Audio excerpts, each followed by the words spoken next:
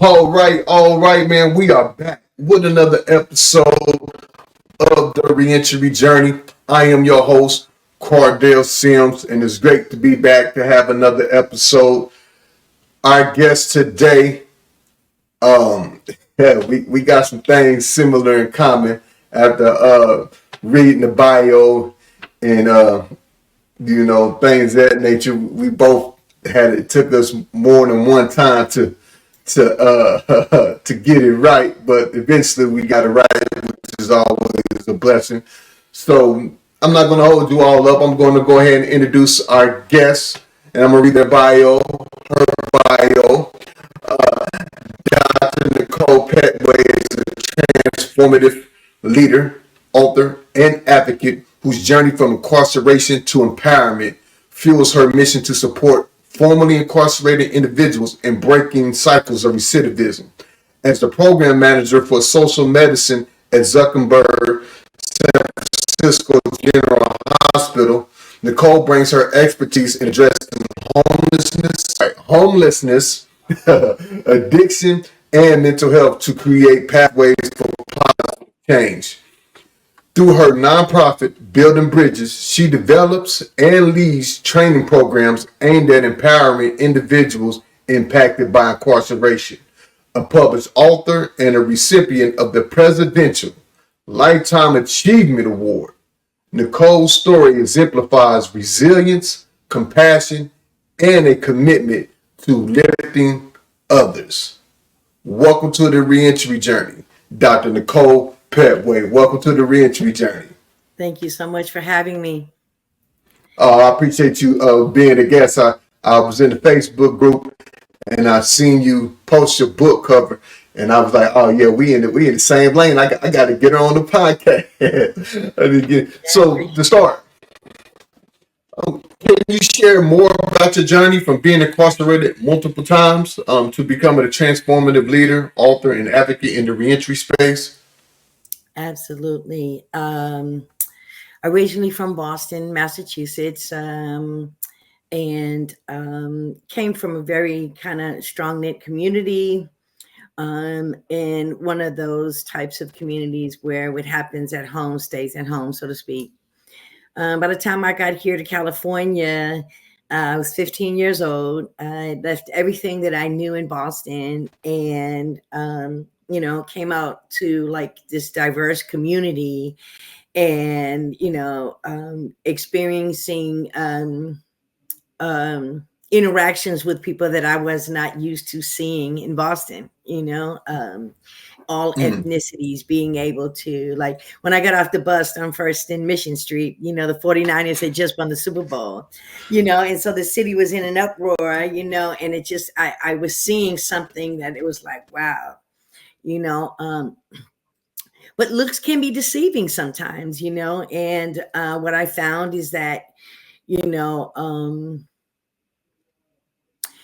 sometimes wanting to be a part of something, wanting to belong, wanting to have purpose, wanting to have connection, leads us into the peer pressure of the streets and, what seems to be really good, like making money, somehow or another getting over, doing the least, but wanting the most, so to speak. And, I met someone who introduced me to drug sales real early on. And, along with drug sales comes a certain type of lifestyle involved with certain types of people. And so I can say that, I experienced some childhood trauma as being molested by my stepfather. And I never really told anyone, and what I found is that those experiences built a certain type of character. And so by the time I'm, 13 and 14 years old, I'm very promiscuous. My inhibitions are very low. What maybe, not game for someone else, I'd be game for, so to speak, matured way, way too early. And so I brought that to California with me, and I utilized that. It was empowering for me to utilize what I thought I had, to get what it is that I want.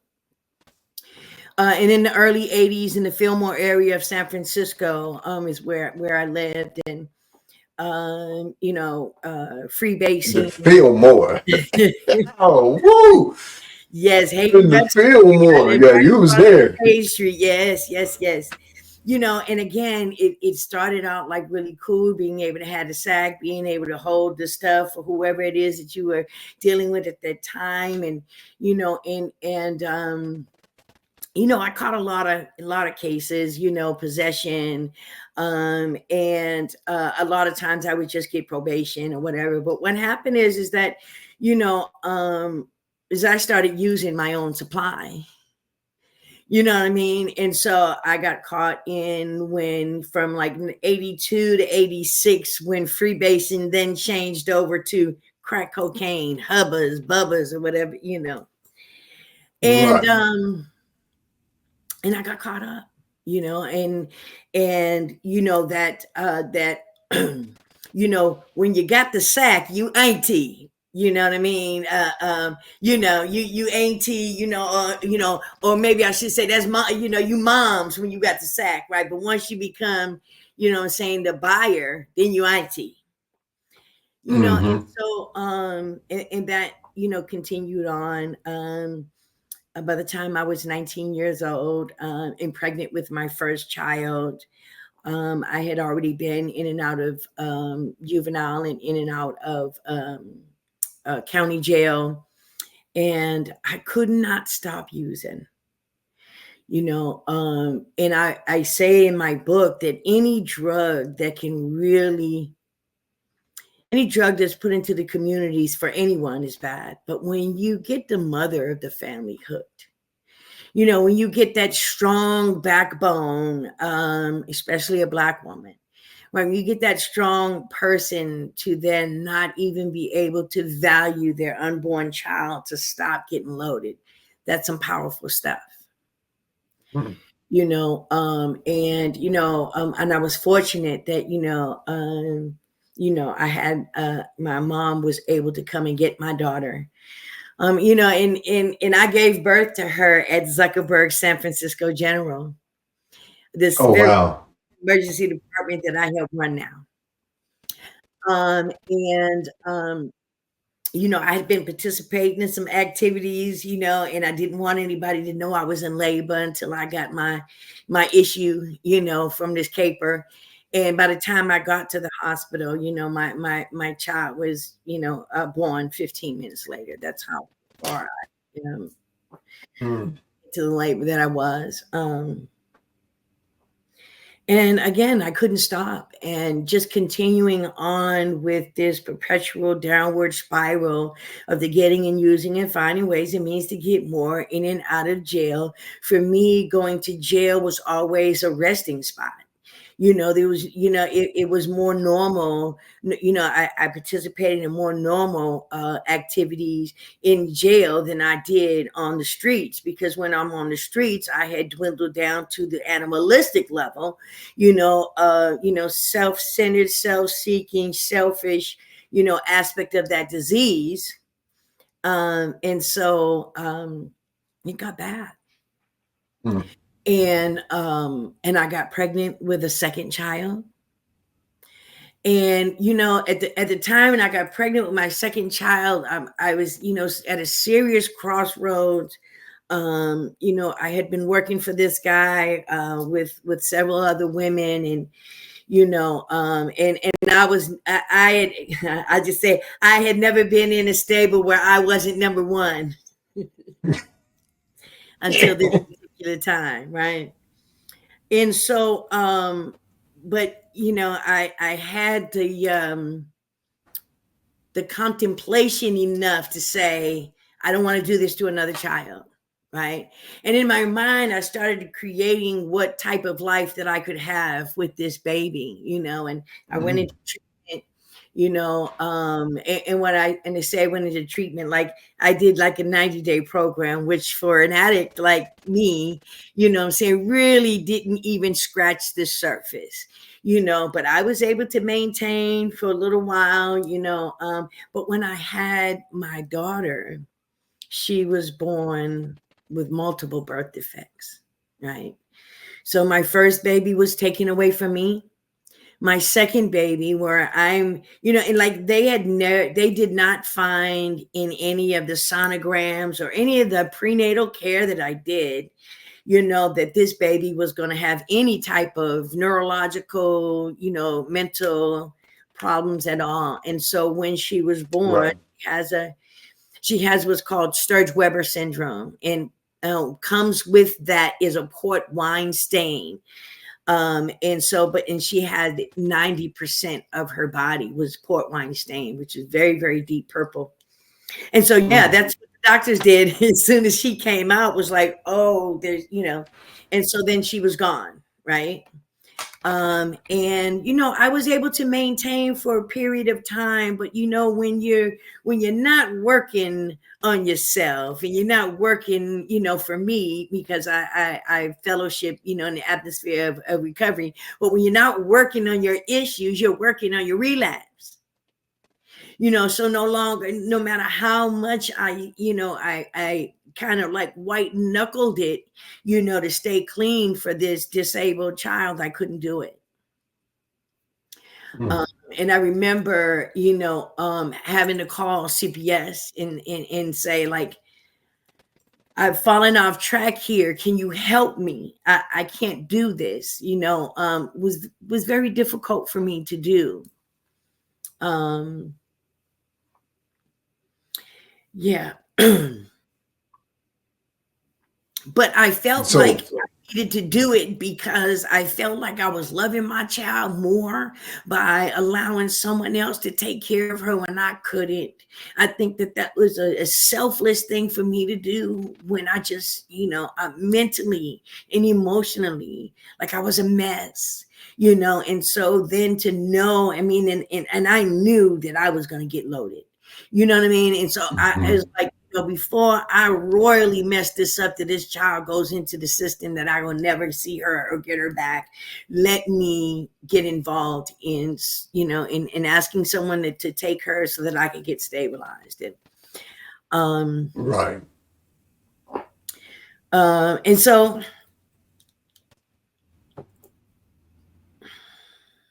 And so I did everything they asked me to do in like maybe an 18-month period, and then of Hmm. course I went back to court.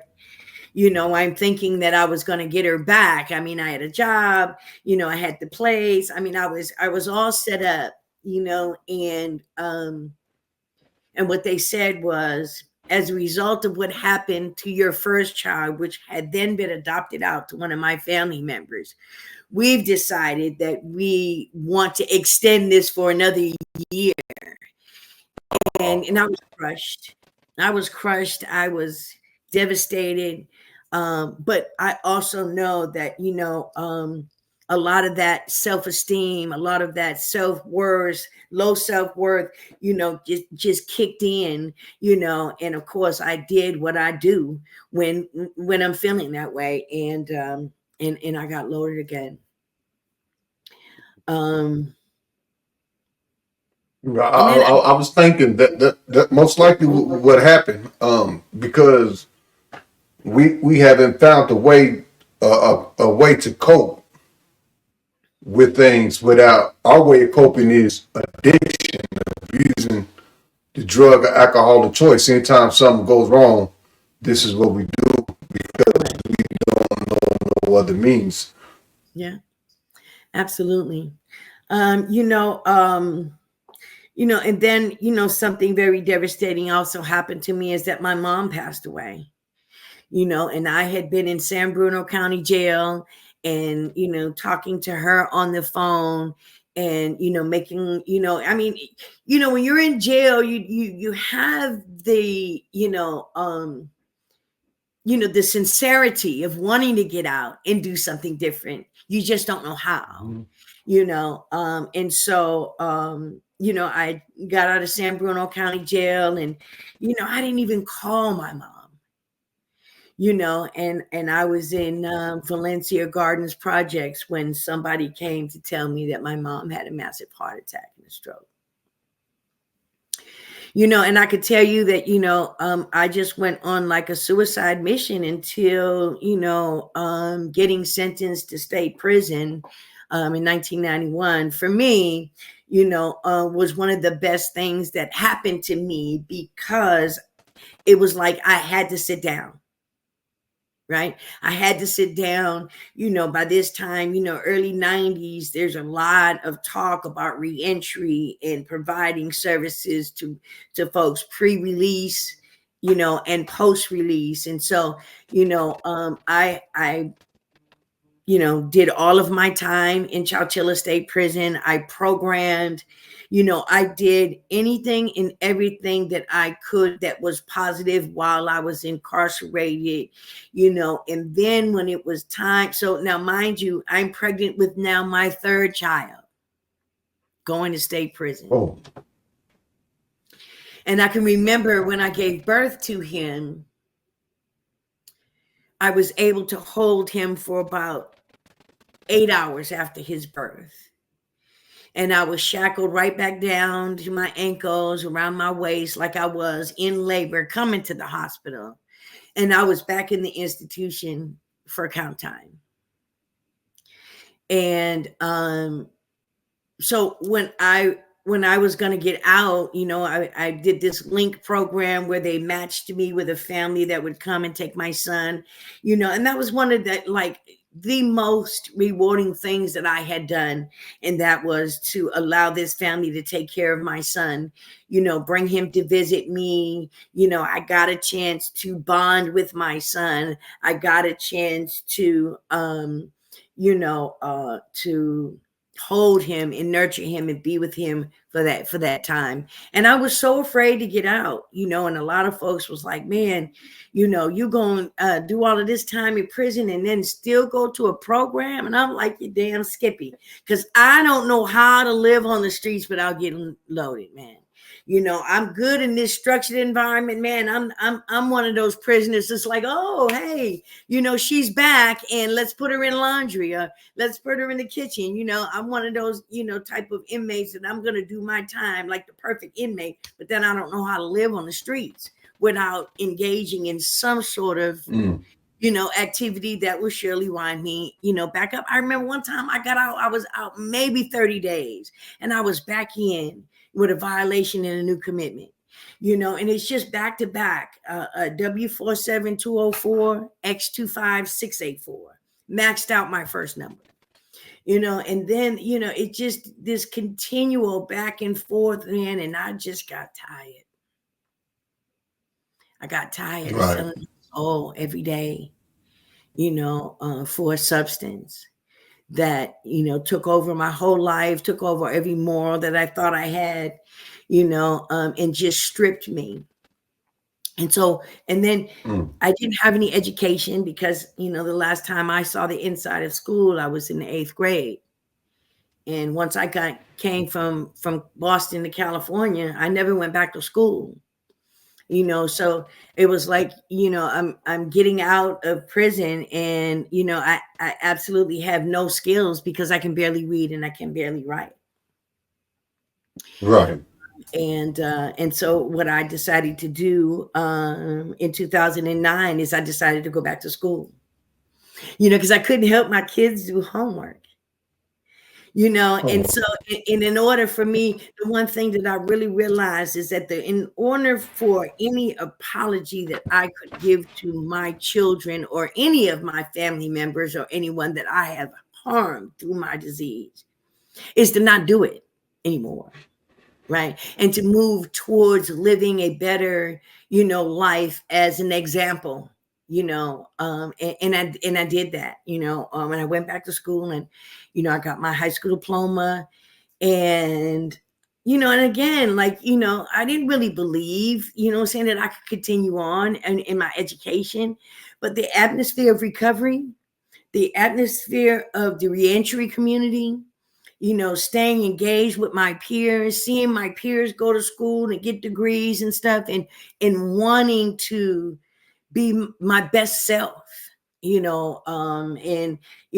I went from junior college to city college, and finished several certifications there, and it was the professors that I was working with that encouraged me, like, wow, like, you don't even have to wait to finish your associate's degree. Go on to your bachelor's degree. And I'm like, I can't do that, I can't do that. No, not me, no. And I became one of the first females in my family to have graduated from high school and gone to college. And it was such a proud moment, being able to walk that stage, and saying that I did this, right? Right. And I didn't just stop there, That's right.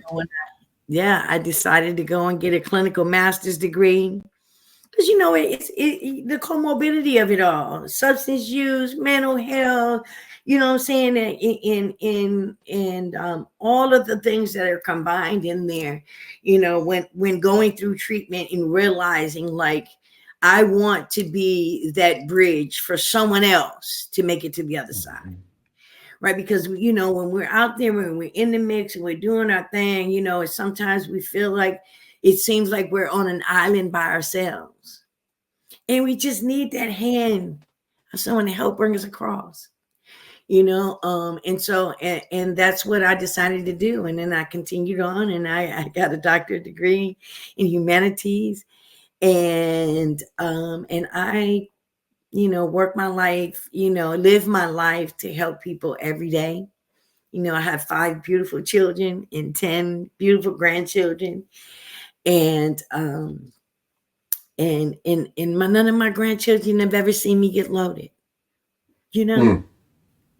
Yes. And that's a blessing because I be sitting back, and that's how I was thinking about that with my grandchildren. I got young grandchildren now, and they don't never see me. You know what I'm saying? They know, yeah, I ain't never been no trouble, and it reminded me of how my children and my grandchildren, and I got great nieces and nephews, see my mom, because they get to experience a different person than she was when she was trying to raise us, because she was addicted to drugs, and she was just young and going through life, and she was a young teenager having children, and it's just amazing how the grandchildren, they don't see, they don't know nothing. So I'm like, man, y'all don't know, have a clue about who your grandma is. They're like, not my grandma. I'm like, what?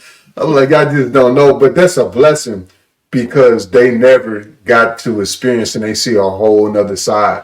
And so I don't say bad memories of who my mom used to be, but that old person my mom used to be, they know nothing about. That's And right. it's gonna be the same way with my grandchildren. They gotta not know nothing. My grandchildren probably know because they see videos and stuff. And when they get asked, Papa, you was in prison. But outside of who the person I used to be, that monster, they would never know nothing, never see it or anything about it. And that's truly is a blessing because Amen. now they see something different, and because they're gonna move on what they see, right? Yeah. So if I was still living an old life and I got grandsons coming up and they see that, they gonna think that's cool and things like that. So that is a blessing that your grandchildren don't get to witness that person who you used to be. Yeah. Absolutely. And so, as the program manager for social medicine at Zuckerberg in San Francisco General Hospital, what are some of the key issues you work to address when it comes to supporting formerly incarcerated individuals? Yeah. So the emergency department, 30 to 40% of all patients that come through the ED, uh, the the chronicity of their social issues outweigh the acuity of their medical issues. And so when we can advert admitting patients based on their social need and able to connect them with the services in the community so that they can get ongoing services, so they can, get connected with an agency where they don't have to utilize the emergency department, to get the resources that they need. And, we help with shelter beds. The hospital to shelter placement team is run by social medicine, and we manage the shelter beds, hospital to shelter beds across all of the hospitals in San Francisco, and not just Zuckerberg. I have health workers that will, get a patient signed up for SSI, signed up for CalFresh, signed up for to get a housing assessment to see if they qualify under like housing referral status eligibility for a non-congregate setting, the hotels that folks can be put in, before they, make it to permanent supportive housing or permanent housing. So in substance use issues, we have, an open door policy for folks to be able to come in to get on Suboxone or other harm reduction tools that are used for folks who have a physical withdrawal that would take place for them. There are some medically treated detoxes for folks whose alcohol consumption is so that they may experience DTs and or seizures at while detoxing. So we have some detoxes that would have like shelter health team there to be able to provide those types of medications. And we just connected people to the services. We have clothes, we have hygiene kits, sometimes, giving someone a packet of, everything that they need, sleeping bag, we don't have sleeping bags every day, but we have them the majority of the time. So just those little things, there are some folks who do not want to come in from the outside, who, cannot handle, based on their traumas, cannot handle a congregate setting in certain shelters, right? The experiences that they've had, so we try to do what we can to connect them to the street outreach workers and, provide locations where, they kind of, hang around or where you could find them. I would have to say that, San Francisco has pioneered in providing, the type of comprehensive services that looks at the whole person and how to treat the whole person and to the best of our ability. And that's what social medicine is about. It is a multidisciplinary team from UCSF, to the health workers, the social workers, the care coordination of discharge. If it's a patient that's in our hospital, we really go out of our way to make sure that patients are provided with the medical and social medicine that they need to be, sustainable in community. Okay. And through your nonprofit, Building Bridges, you develop and lead training programs aimed at empowering those impacted by incarceration. What are some of the core elements and goals of these programs? Well, one of the things that I know is that day one getting out, if you are not connected, if you are not plugged in, as we say, right?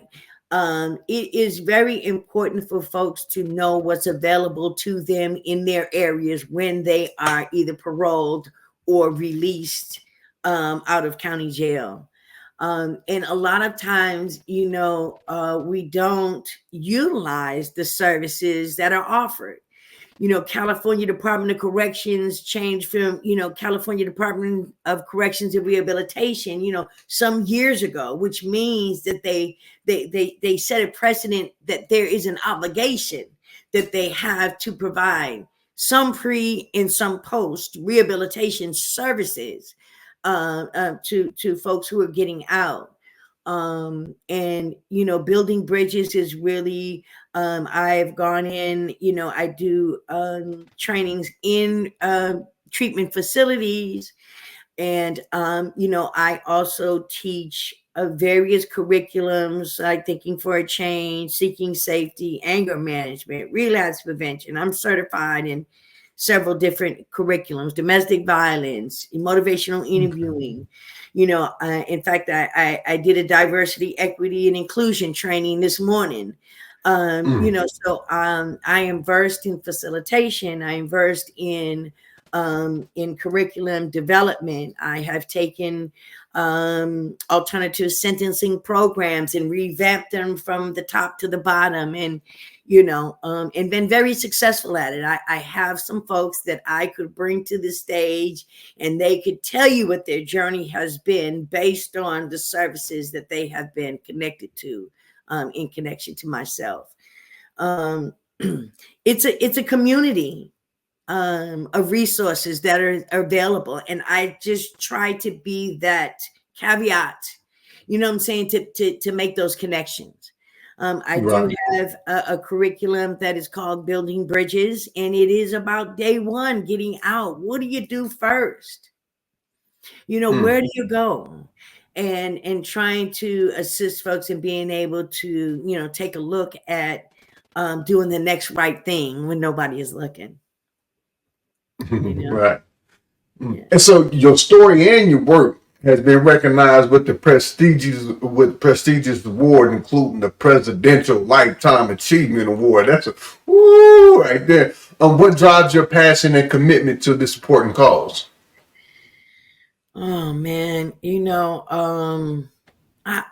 I'm humble, right?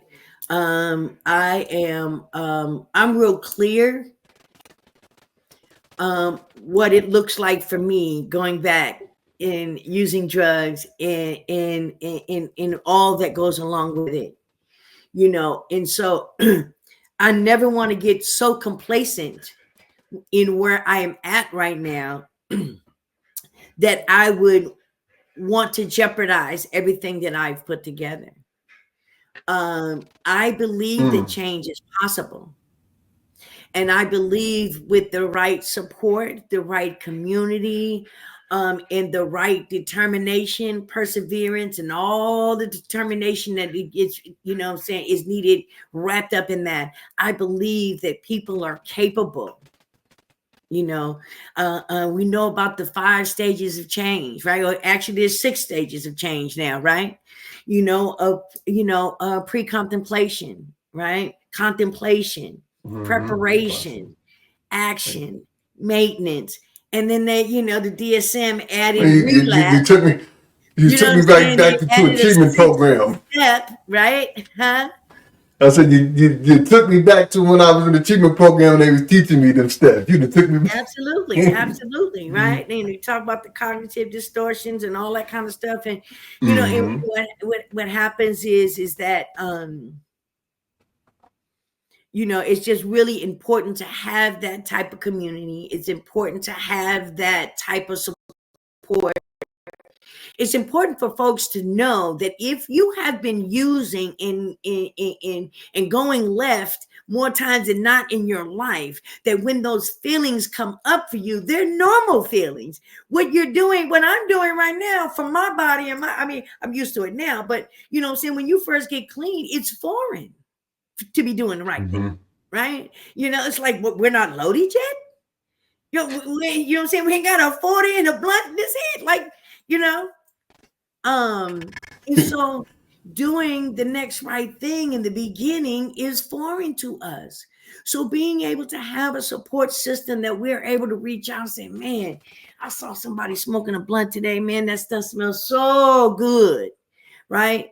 And having that conversation with someone else. First of all, we're only as sick as our secrets. right? Not telling leaves room for reservation.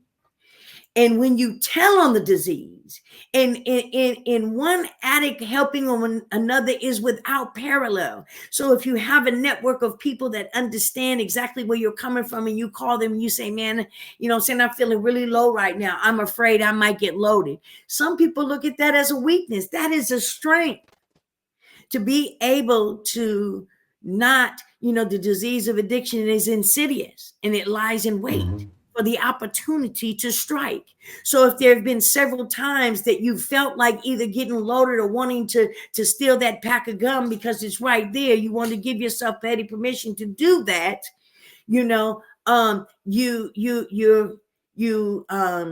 it's almost like you're waking up the sleeping tiger, so to speak, right? And if you do that a number of times without recognizing it, without admitting it, without being accountable, right? Because the 10th step, saying this, we to make a daily inventory, right? And so looking at our behaviors and how we could be setting ourselves up for relapse, or where we should be getting tighter, in our program. And I want to say that 12-step and complete abstinence doesn't work for everyone. And I get that. They have this harm reduction model. It is a model, right? Whether or not people are implementing that model correctly is another thing, because real harm reduction is about setting some goals, some end goals, revisiting, the plan that's in between to get from A to B, and realizing whether or not we can make it to C, or do we need to go back to the plan. So I'm saying that to say that I don't want anyone to think that, I'm this, preaching this 12-step. It's what works for me.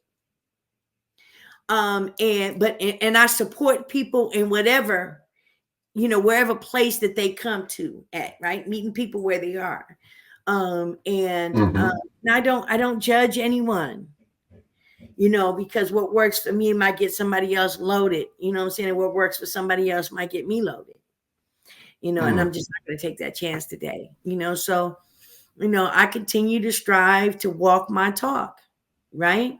There's a lot of people that can talk it, but they're clean but living dirty, so to speak. You know what I'm saying? Like, you talk it very well, but you're not actually living it. If you're still going home, calling your wife the B word and kicking your dog whenever you get mad, then you are not in the process. You are in the problem. No, right? no. I'm glad you said that, because I tell people all the time that in this process, you work the process all the way around the board. Like for me to stay out of prison, I had to change a lot of things around me, almost everything, from friends to behaviors, how I treat women, everything, because either one of them avenues can lead me back. And so that's important that you said that, because some people think that, I can just change just one thing and then keep the other stuff. That's not how that works. It's not going to work that long for that long if you try it that way. Yeah. I have a sponsor who says, giving up one thing, which is the life and the drugs, right? You're giving that up for, a lifetime of possibility, right? So for one thing, you could get everything, or you can give up everything for this one thing, right? Because we all know that, true. I know that houses and rings and kids and everybody, it all fits on the pipe for an addict like me with room to spare. And so when I get complacent in that, when I forget that, then I know that I'm in trouble. So I just continue, I have an attitude of gratitude every day. I continue to pass on that, we're just here, I'm saying, on borrowed time. What we do with that time while we are here, is totally up to us.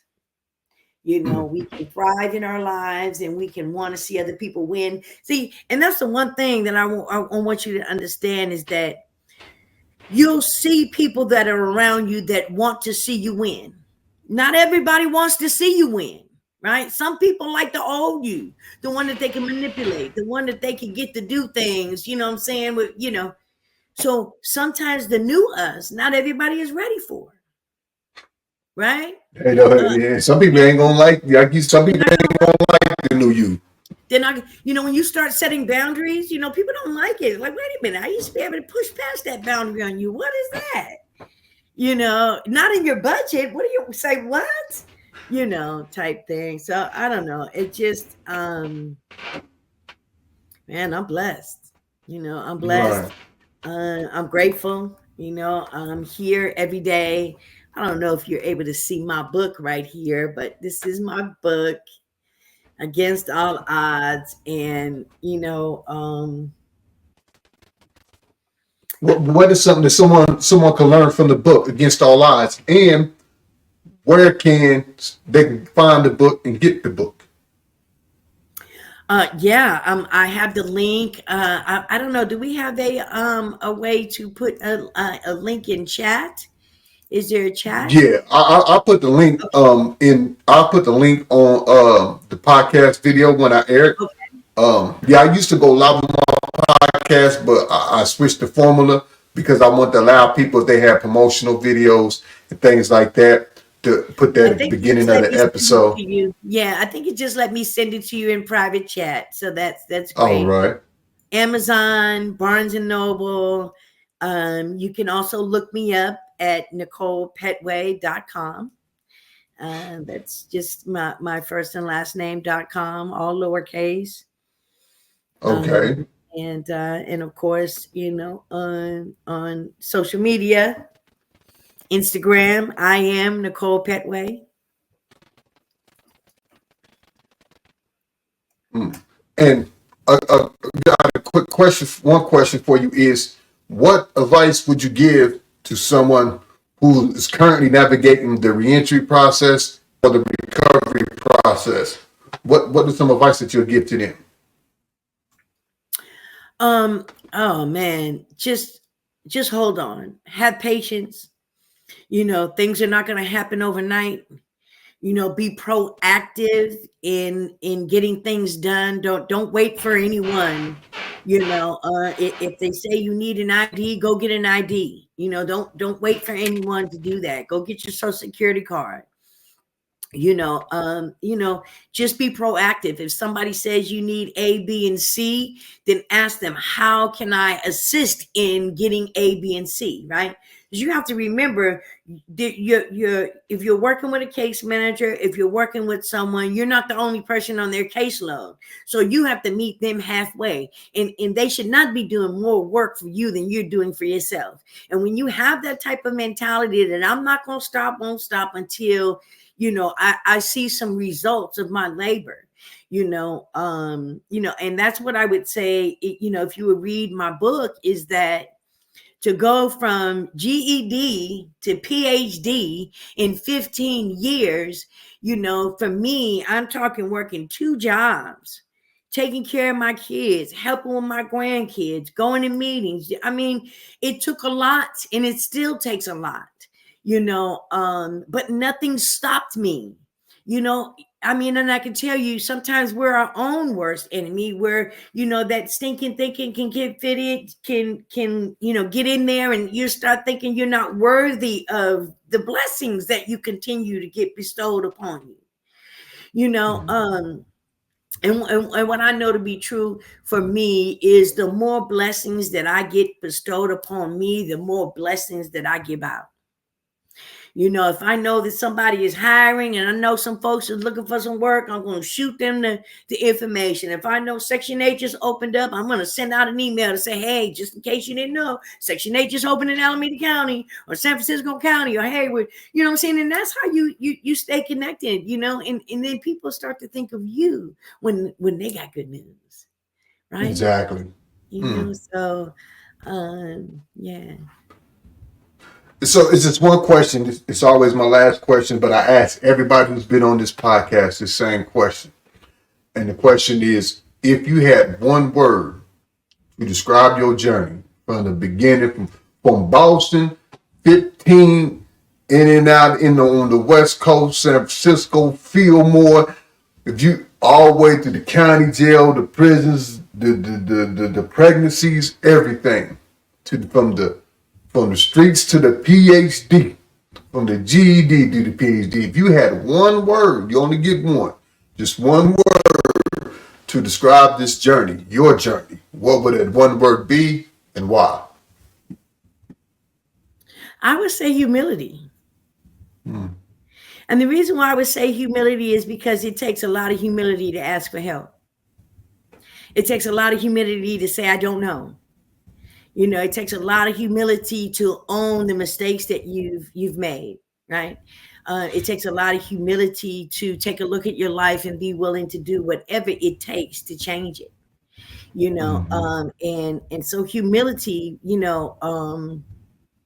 because either you get humble or you continue to be humiliated, right? So, so having some, humility allows me to not think less of myself, but of myself less sometimes. Okay. And when I'm able to do that, I'm able to open up the door for myself to all sorts of possibilities. Right. For everybody tuning in, y'all make sure y'all go to Amazon and get the book Against All Odds. The link will be on the video. Matter, I'm going to say how they say it. Click the link below. Click the link below. Click the link below. It will be in the description of the podcast as well. So make sure you go to Amazon and get that book Against All Odds. Where can the people reach you if they said that they want to have you come out and speak, or they might want you to train them on a program, or a prison might want you to come in there and implement a program? How can they get in touch with you? Yes. I'm going to leave you with my email and my number, and I'm okay. They can contact me through social media, or or they can contact me through email. And yeah, I know I'll leave my number for you also. All right. So I just want to say thank you for being a guest on the reentry journey, sharing your story. Amazing journey. All right. Like, I think those of us who make the journey, who's been dedicated into the recovery process, the reentry process, dedicated to not being who used to be, understand the work that you have to put in, understanding the busy schedule, but it's all for the greater good and the greater cause. I really honor that about you. Man, I don't know too many people that would have went from Boston to Cali at 15 years old, and survived and be here to tell the story after going through what you went through. I appreciate your journey. I appreciate your story, and I most definitely appreciate the work that you do. Anything that I can do to help out or partner up or collaborate or whatever, I'm always open to it. I wish you nothing but the best on your journey that you're on. I want to say thank you for being a guest on the podcast. I really do appreciate it. Thank you so much for having me. I appreciate it very much. All right. And this is another episode of the Reentry Journey. I'm Cardell Sims. We got Dr. Nichole Pettway as a guest today. For those of you that's going to be watching from on the inside, you know what I always say. Don't let the limitations of your background reduce the height of your potential. Outgrow what you were born into. This is another episode of the Reentry Journey. And until next time, be humble. Thank you. All right, cool. And so what I do is when I mix it down, like you got the picture of the book, you got some like promotional video for the book, you can email that over to me. Okay. I will put that in the video, and then I will put the link, the email address, and everything on the video as well, and in the description when I upload it to YouTube. before I upload it to YouTube, but I say I probably drop it either Saturday or Sunday. I'm gonna I'll spice it down into some smaller clips. Okay. And we'll be sharing. And then I also will send you the link before I premiere it for you to check out to make sure everything is okay and everything on your end. So I appreciate you Will being you a guest. Will you tag me on social media? Yeah, I tag you on social media as well. Yeah, most definitely. All All right. right. Well, thank you for being a guest again. I appreciate you.